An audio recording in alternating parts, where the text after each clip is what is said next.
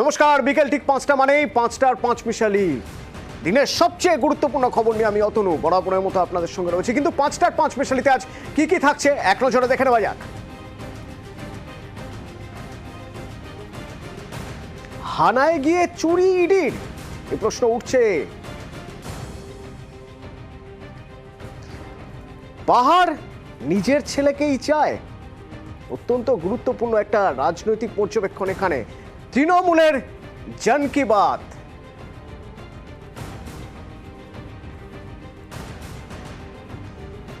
এক দেশ এক ভোটে আপত্তি মমতা বন্দ্যোপাধ্যায়।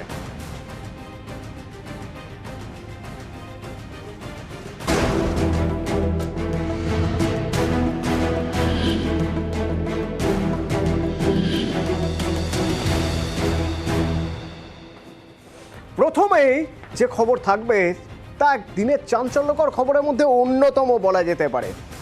আপনাদের মনে আছে সন্দেশখালিতে শেখ শাহজাহানের বাড়ি সরবেরিয়ায়, সেখানে ইডি আধিকারিকরা গিয়েছিলেন, তাকে বারবার ডাকাডাকির পরেও যখন পাওয়া যায়নি তালা ভাঙতে গিয়েছিলেন।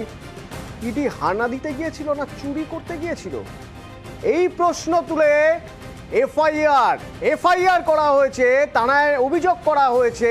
শেখ শাহজাহানের পরিচারক অভিযোগ করছেন ইডি চুরি করতে গিয়েছিল। ইডি চুরি করতে গিয়েছিল সেদিন। শুধু তাই নয়, নেজার থানায় অভিযোগ করা হয়েছে কত পরিমাণ চুরি হয়েছে, 1,35,000 টাকা চুরি। যারা মার খেলেন তাদের বিরুদ্ধেই চুরির অভিযোগ। শেখ শাহজাহানের পরিচারক কি অভিযোগ করেছিলেন নেজার থানায়? অনুপ প্রতিনিধি আমার সঙ্গে রয়েছেন। অনুপ, কি অভিযোগ? চুরি করতে গিয়েছিলেন ইডি আধিকারিকরা? সন্দেশখালী সরবেরিয়ায় যখন গত 5 তারিখে 5ই জানুয়ারি যখন শাহজাহানের বাড়িতে যখন তল্লাশি অভিযানে গিয়েছিলেন, ঠিক সেই সময় যে ভয়াবহ পরিস্থিতি হয়েছিল, সেই পরবর্তী ক্ষেত্রে ইতিহাসের আক্রান্ত হয়েছিল, মার খেতে হয়েছিল। এবং সেই মার খাওয়া ইডি আধিকারিকদের ভিতরে কিন্তু চুরির অভিযোগ হলো এবারে। সে পাশাপাশি শুধুমাত্র চুরি নয়, চুরি বা ছিলতানির অভিযোগ করা হয়েছে। এবং এই মামলায় কিন্তু পুলিশের কাছে শেখ শাহজাহানের যিনি বাড়ির কেয়ারটেকার বিলাল বক্সি মোল্লা, তিনি কিন্তু একেবারে অভিযোগ দায়ের করছে। 1,35,000 টাকা কিন্তু চুরির ঘটনা ঘটেছে বলে এমনটাই তিনি অভিযোগ করেছেন। ইতিমধ্যে মামলা রিজু করা হচ্ছে 447, 448 ট্রেসপাসিং, পাশাপাশি 427 সম্পত্তির ক্ষতি, 379 চুরির ঘটনা, 506 ভয় দেখানো এবং 34 অর্থাৎ মিলিত অভিসন্ধি। গত 5ই জানুয়ারি কিন্তু নেজার থানাতে লিখিত মর্মে এই অভিযোগ দায়ের করছে শেখ শাহজাহানের কেয়ারটেকার। সেই মামলায় কিন্তু ইতিমধ্যে পুলিশের পক্ষ থেকে মামলা রিজু করা হলো, এফআইআর রিজু করে। এবং ইডি অফিসারদের প্রশ্ন, যে বাড়িতে তারা ঢুকতেই পারলো না, টিম ঢুকতে পারলো না ভিতরে, সেখানে তল্লাশি করতে পারলো না, এবং সেখান থেকে কি করে চুরির ঘটনা ঘটে, এরকম একটি অভিযোগ দায়ের করছে। এই বিষয় নিয়েও তারাও কিন্তু ইতিমধ্যেই খোঁজ খবর নিচ্ছে। তারাও কিন্তু অবাক একেবারে তাদের কাছে এই অভিযোগ নিয়ে ইতিমধ্যে এই সমস্ত বিষয় নিয়ে তারা কিন্তু আইনি পরামর্শ নিচ্ছেন। অবাক হওয়ার মতো ঘটনায় ঘটে, তবে আইন তো আইনের পথেই চলবে। আর সেই আইনের কথা যদি বলতে হয়, চুরির অভিযোগ ইডি অফিসারের বিরুদ্ধে। মার খেলেন যে ইডি অফিসাররা, তাদের বিরুদ্ধে শাহজাহানের পরিচারক 1 লক্ষ টাকারও বেশি চুরির অভিযোগ আনছেন। এবং আইনের পথে চলবে, আইনি পথে যেতে হবে। সেই আইনি পথে যদি যাওয়া হয়, আইনি পথ থেকে দেখা যাচ্ছে যে ইডি অফিসারদের বিরুদ্ধে কোনো রকম কোনো পদক্ষেপে স্থগিতাদেশ দিল হাইকোর্ট। অর্থাৎ এফআইআর এর ভিত্তিতে কোনো পদক্ষেপে হাইকোর্ট স্থগিতাদেশ দিল। অর্ণব প্রতিনিধি আমাদের সঙ্গে রয়েছেন হাইকোর্ট চত্বর থেকে। অর্ণব, কি খবর রয়েছে বিষয়?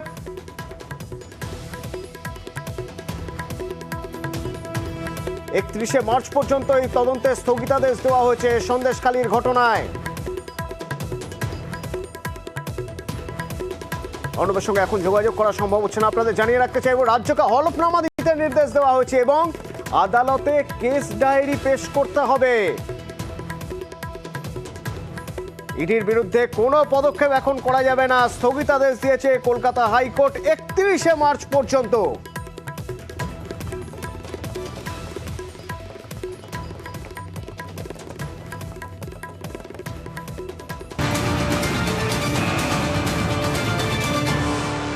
এদিকে সন্দেশখালী সেদিনের ঘটনার প্রতিবাদে নেজার থানায় আজ অভিযান। নেজার থানা ঘেরাওয়ের ডাক দিয়েছিলেন সুকান্ত মজুমদার, বিজেপি রাজ্য সভাপতি। সেই মতো আজ নেজার থানা অভিযানে যখন তারা যান, ধুমধুমার কাণ্ড, একের পর এক ব্যারিকেড ভাঙলো, পুলিশের সঙ্গে বচসা, হাতাহাতি। প্রশ্ন তুললেন সুকান্ত মজুমদার, কেন তাকে আটকানো হচ্ছে?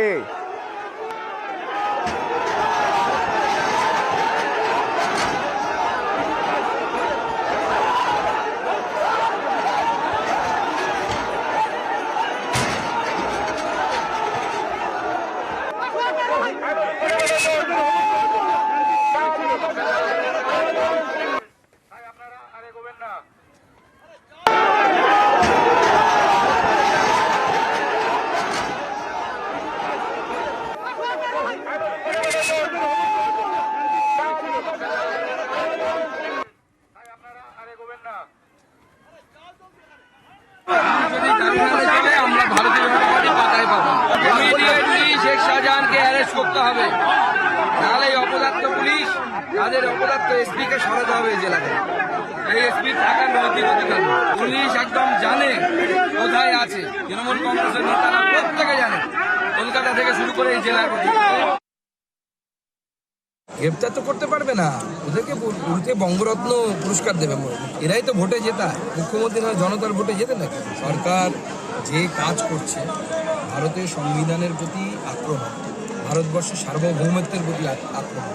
যে বাড়ির তালা ভাঙা যায়নি সে বাড়ির বুলডোজার চলে, সে বাড়িতে যে বাড়ির তালা ভাঙা যায়নি সে বাড়িতে বুলডোজার চলবে বলছেন সুকান্ত মজুমদার, বিজেপি রাজ্য সভাপতি। তাহলে এই বক্তব্যের প্রেক্ষিতে তৃণমূল মুখপাত্র কুণাল ঘোষের বক্তব্য আপনাদের শোনাবো। এই বুলডোজার রাজনীতি, সংসদীয় গণতন্ত্র, শান্তি, আইনের শাসন, এই শব্দগুলোর পরিপন্থী। সুকান্ত মজুমদার প্রচারে ভেসে থাকতে ওনাকে দিলীপ বাবুর থেকে বেশি খারাপ কথা বলতে হবে, নইলে প্রচারে থাকবেন না। ওনাকে শুভেন্দুর থেকে বেশি পাগলামি করতে হবে, নইলে প্রচারে থাকবেন না। ফলে এই ধরনের কথাগুলোর জন্যই বাংলার মানুষ কোনোদিন এই সংস্কৃতিকে প্রশ্রয় দেবেন না। আর সুকান্তবাবু নিশ্চিন্ত থাকতে পারেন, আপনাদের নির্বাচনী সাফল্য সেটা বাংলার বুকে আর আপনাদের দেখতে হবে না। প্রধানমন্ত্রীর মন কি বাত তো আপনারা শুনেছেন, শুনে এসেছেন নিয়মিত। এবার যদি আমি জন কি বাতের কথা বলি, এই জন কি বাত কি, কেন জন কি বাতের কথা হচ্ছে, কি রাজনীতির অঙ্ক এই জন কি বাতের পিছনে, দেখাবো বিরতির পর। সঙ্গে থাকুন।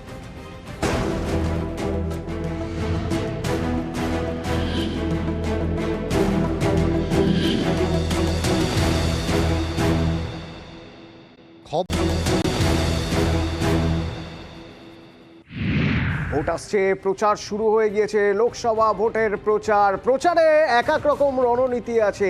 প্রচার রাস্তায় নেমে, প্রচার হবে সোশ্যাল মিডিয়ায়।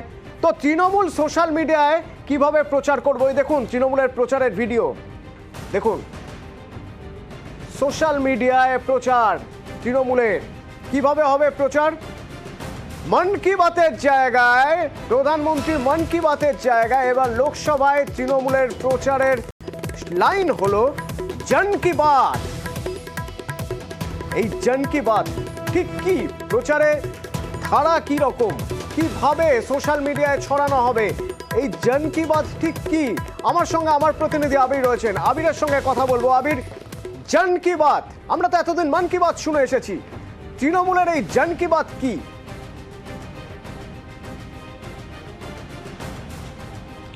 দেখো, জন কি বাত বলতে তারা বোঝাতে চাইছেন যে জনতার যে ইস্যু, জনতাকে যে ধরনের সমস্যার মধ্যে পড়তে হচ্ছে, সেই ইস্যুর কথা তারা এর আগে বিভিন্ন জায়গায় সভা সমিতি মিছিল করে বারবার ধরে উল্লেখ করেছেন। এছাড়া বিভিন্ন সময় বিভিন্ন বক্তব্য রাখতে গিয়েও তার কথা উঠে এসেছে।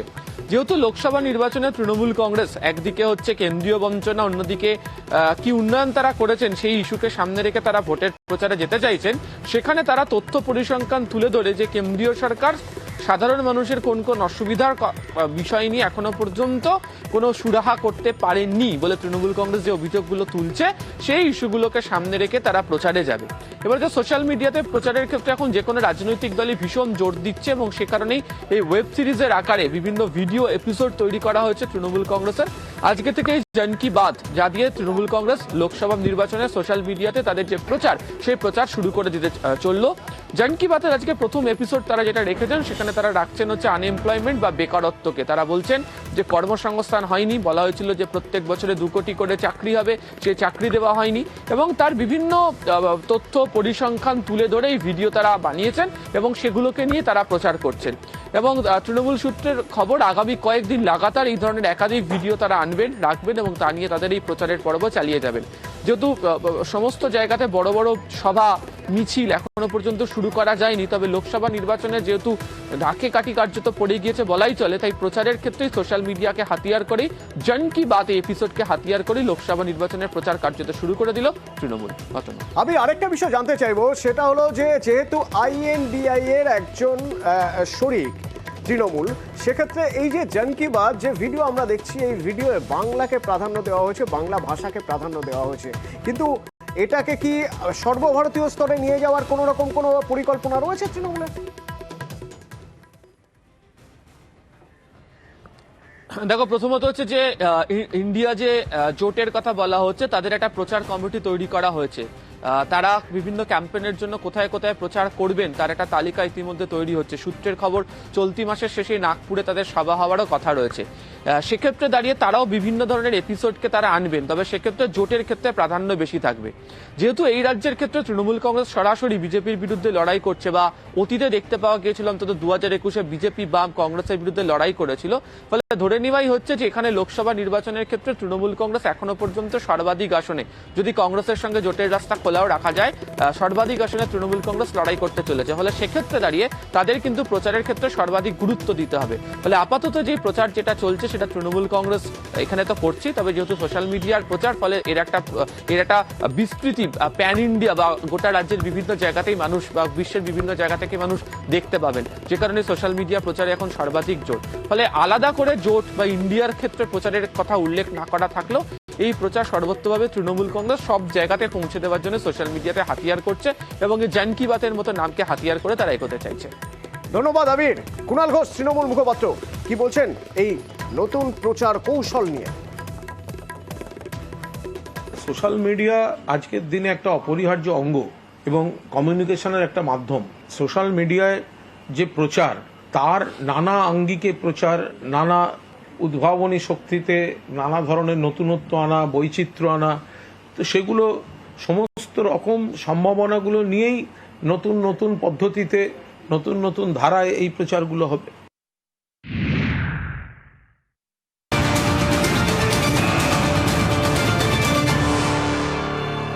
এক দেশ এক ভোট, তা নিয়ে প্রতিবাদ চিঠি মমতা বন্দ্যোপাধ্যায়ের। এক দেশ এক ভোট কিভাবে হবে তার জন্য একটা কমিটি তৈরি করা হয়েছে। সেই কমিটির যিনি প্রধান, তাকেই চিঠি দিয়েছেন মমতা বন্দ্যোপাধ্যায়। প্রশ্ন তুলেছেন এক দেশ এক ভোট কমিটির চেয়ারম্যানকে, চিঠিতে প্রশ্ন তুলেছেন এক দেশ এক ভোট বলতে কি বোঝানো হচ্ছে? ভারতীয় সংবিধান কি এক দেশ এক ভোটে মান্যতা দেয়? প্রশ্ন তুলেছেন মমতা বন্দ্যোপাধ্যায়। কিভাবে একই সঙ্গে লোকসভা ও বিধানসভা ভোট?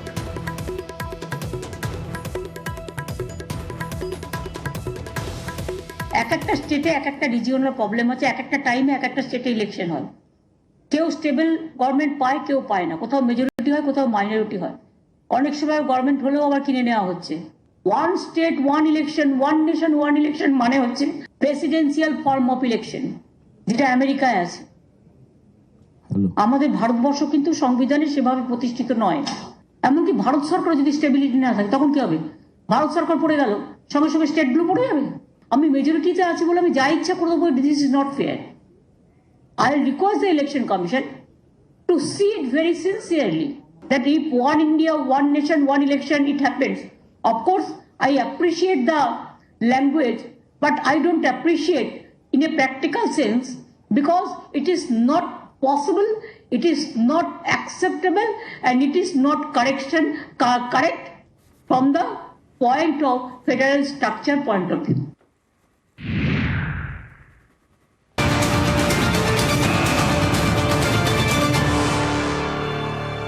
পাহাড়ে এখন কনকনে ঠান্ডা, কাঞ্চনজঙ্ঘা দেখা যাচ্ছে। যত সময় যাচ্ছে আরো হিমাঙ্কের নিচে চলে যাচ্ছে তাপমাত্রা। কখনো পর্যন্ত বরফ পড়বে কি, তাই পর্যটকরা খুশি, কিন্তু পাহাড়ের রাজনীতির উত্তাপ চড়ছে। তার কারণ কার্শিয়াংয়ের বিধায়কের বক্তব্য। কার্শিয়াংয়ের বিধায়ক বিশ্বপ্রসাদ শর্মা ক্ষোভ প্রকাশ করছেন। রাজু বিস্তা দার্জিলিং এর সাংসদ, কিন্তু রাজু বিস্তা তো মণিপুরের। বহিরাগত কাউকে এবার যদি প্রার্থী করা হয়, তাহলে বিশ্বপ্রসাদ শর্মা মেনে নেবেন না দাবি করছেন। বিশ্বপ্রসাদ শর্মা বহিরাগত প্রার্থী যদি আনা হয়, তাহলে বারবার বলছেন অবশ্য বিশ্বপ্রসাদ শর্মা যে তিনি পার্টির মধ্যেই আছেন, দলের মধ্যেই আছেন, দলের সব কথা মেনে চলবেন, শুধুই একটা জায়গায় ছাড়া, বহিরাগত কাউকে যদি প্রার্থী করা হয় তিনি মেনে নেবেন না, বরং বহিরাগত প্রার্থীর বিরুদ্ধে মনোনয়ন দেবেন। হুঁশিয়ারি দিচ্ছেন বিষ্ণুপ্রসাদ শর্মা। তাহলে কি দলের মধ্যে থেকেই বিদ্রোহ ঘোষণা করছেন? তার বক্তব্যতে সেরকমই ইঙ্গিত। শুনুন বিষ্ণুপ্রসাদ শর্মার বক্তব্য। আমি তো পার্টিকে স্পষ্টভাবে জানিয়ে দিয়েছি, আমি পার্টির বিরুদ্ধে নাই, পার্টি যদি দার্জিলিং জেলা থেকে যে কেউ একটা ভালো লোককে উঠায় তো আমি ওই ক্যান্ডিডেটের পক্ষে কাজ করার জন্য আমি প্রস্তুত আছি। কিন্তু এবারও যদি বহিরাগত ক্যান্ডিডেট পাঠানো হবে তখন আমি পার্টি ছাড়বো না, পার্টিতেই থাকবো, পার্টিতেই থেকে আমি সেই ক্যান্ডিডেটের বিরুদ্ধে নমিনেশন ফাইল করব। যদি বর্তমানে যে সাংসদ আছেন তার বিরুদ্ধে আপনি দাঁড়াবেন? যে কোনো এই বক্তব্য যখন বিজেপি রাজ্য সভাপতি সুকান্ত মজুমদারের কানে গেল, পাল্টা চ্যালেঞ্জ করলেন সুকান্ত মজুমদার। বিজেপি রাজ্য সভাপতি অর্থাৎ এই রাজ্যে কোনো বিধায়ক যদি এই ধরনের বক্তব্য পেশ করেন কোনো জায়গায়, তাহলে সে দায়িত্ব তাকে নিতে হবে, তাকে তো তা নিয়ে কথা বলতেই হবে। বিজেপির ভিতরেই যদি বিদ্রোহ হয় তাহলে তো তাকে মুখ খুলতেই হবে। পাল্টা চ্যালেঞ্জ করলেন যে সুকান্ত মজুমদার। কি বললেন, কি তার চ্যালেঞ্জ শুনুন। উনি নির্দল হিসেবে দাঁড়ালে পরে পার্টি তখন পার্টির নিয়ম অনুসারে ব্যবস্থা নেবে। দাঁড়ান, আমরাও দেখি কত ভোট পান উনি। উনি নির্দল হিসেবে দাঁড়ালে পরে পার্টি তখন পার্টির নিয়ম অনুসারে ব্যবস্থা নেবে। দাঁড়ান, আমরাও দেখি কত ভোট পান উনি। মুশকিল হচ্ছে তিনি যখন বলছেন যে পার্টির বিরুদ্ধে যদি দাঁড়ান বিষ্ণুপ্রসাদ শর্মা তাহলে কত ভোট পান দেখে নেবেন, পার্টি তার সিদ্ধান্ত জানাবে। এটা শোনার পর বিষ্ণুপ্রসাদ শর্মা আবার বলছেন যে প্রধানমন্ত্রী নরেন্দ্র মোদী তো বলেছেন ভোকাল ফর লোকাল, তো তিনি তো লোকাল স্থানীয় মানুষদের আবেগের কথাই বলেছেন। কোট আনকোট বলতে চেয়েছেন পাহাড় যেন তার নিজের ছেলেকেই চায়। শুনুন। এই বক্তব্যের উপরে আমি একটাই কথা বলতে পারি, আমি তো আমাদের প্রধানমন্ত্রী যে একটা নারা দিয়েছেন ভোকাল ফর লোকাল, তা নিয়ে আমি লোকাল ক্যান্ডিডেটের কথা বলতেছি। আমি পার্টির প্রেসিডেন্টের বিরুদ্ধে নাই, কিন্তু আমি লোকালের জন্য বলতে, লোকাল আমাকে দিতে হবে আমি বলিনি তো। যে কোনো একটা এখানকার লোকালকে দেন, আমি জিতাবো, আমি ওনার জন্য ফাইট করব। কিন্তু বারবার আপনারা যখন বাইরের দিচ্ছেন তখন বাধ্য হয় আমাকে সেই ক্যান্ডিডেটের বিরুদ্ধে নমিনেশন ফাইল করতে হবে, আর এটা করব। আমি আমার সিদ্ধান্ত থেকে কোনোদিন ব্যাক করি না, কোনো রেকর্ড নাই আজকে অবধি।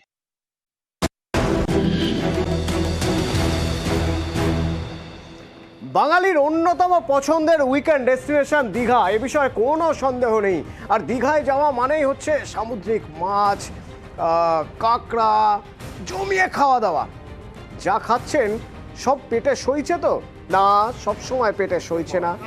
তার মানে যে খাবার আপনাকে দেওয়া হচ্ছে সব সময় তা ঠিকঠাক গুণগত মান মেনটেন করে দেওয়া হচ্ছে না।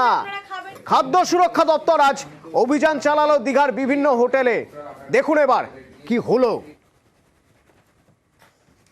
2023-এর 20 সেপ্টেম্বর এটা শেষ, ইউজড বাই এত তারিখ পর্যন্ত করা যায়। এখনো বিলটা কি এখানে আমরা লেভেল দেখে নিচ্ছি আর বিল আপনি দেখাচ্ছেন?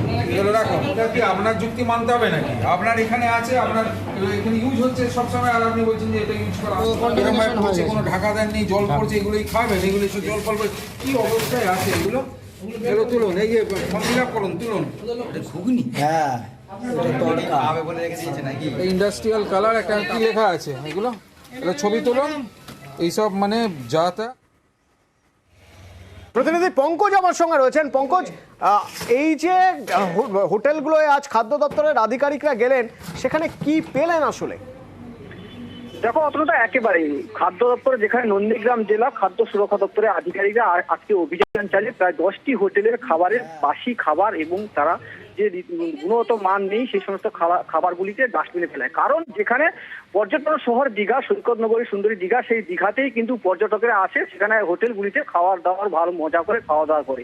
সেক্ষেত্রে অভিযোগ, যেখানে যে কোনো এক পর্যটক এই হোটেলগুলি, যেখানে অমরাবতী পার্ক রয়েছে, সেই পার্কের একটি হোটেলের নামে তারা অভিযোগ করেছে খাদ্য সুরক্ষা দপ্তরে। সেই মোতাবেক কিন্তু আজকে কি হয়েছে, নন্দীগ্রাম জেলা খাদ্য সুরক্ষা দপ্তরের আধিকারিকরা অভিযান চালিয়ে সেই হোটেলটিকে, শুধু সেই হোটেল নয়, সে একই সঙ্গে প্রায় 10টি হোটেলকে আইনি নোটিশ ধরিয়েছেন, যেখানে কারো রয়েছে খাদ্য সুরক্ষা দপ্তরে, যেখানে বিনা অনুমতিতে তারা রান্না বান্না করে খাওয়াচ্ছেন পর্যটকদেরকে। এছাড়াও যে গুণগত মান নেই, সেই ক্ষেত্রে তারা ডিপ ফ্রিজেও বিভিন্ন ধরনের বাসি খাওয়ার তারা কিন্তু ফেলে ডাস্টবিনে ফেলায়। সেক্ষেত্রে যেখানে সরগোল শুরু হয়ে যায়, যেখানে সৈকত নগরী সুন্দরী দীঘাতে আসা পর্যটক শহর এলাকার মানুষ যেখানে দেখতে পায় রীতিমতন কিন্তু তারা সরগোল পড়ে যায় সৈকত নগরী সুন্দরী দীঘায়। যেখানে নন্দী নন্দীগ্রাম জেলার খাদ্য সুরক্ষা দপ্তরের আধিকারিক, যেখানে বিশ্বজিৎ মান্না জানিয়েছেন যে এইরকম অভিযান চলবে রীতিমতন। আজ থেকে শুরু হয়েছে দীঘা সৈকত নগরী সুন্দরী দীঘাতে বিভিন্ন হোটেলগুলিতে তারা কিন্তু অভিযান চালাবে। সেই ক্ষেত্রে শুধু দেখা যাক যদি এইভাবে লাগাতার অভিযান চলে তাহলে অন্তত আর ওই নিম্নমানের খাবার খেয়ে পেট খারাপ হবে না, কারো অসুস্থ হয়ে পড়বেন না কেউ। বিভিন্ন জায়গা থেকে আমাদের কাছে কমপ্লেন জমা পড়ছে যে দীঘার অনেক হোটেল ভালো রমরমা ব্যবসা করছে অথচ তাদের লাইসেন্স রেজিস্ট্রেশন নেই। তো তাদের আমরা আমাদের আইন অনুসারে নোটিশ ধরিয়েছি। তারা স্বাস্থ্যসম্মতভাবে খাদ্য তৈরি করছেন না, যে খাদ্যগুলো সাধারণ মানুষ বিশেষ করে যারা এখানে ঘুরতে আসছেন তারা খাচ্ছেন, এবং এই কমপ্লেনও আমরা পাচ্ছি ওরা খেয়ে অসুস্থ হয়ে পড়ছেন। তাই এই নজরদারি আমরা আগেও চালিয়েছি, চলছে এবং আগামী দিনেও এটা চলতে থাকবে।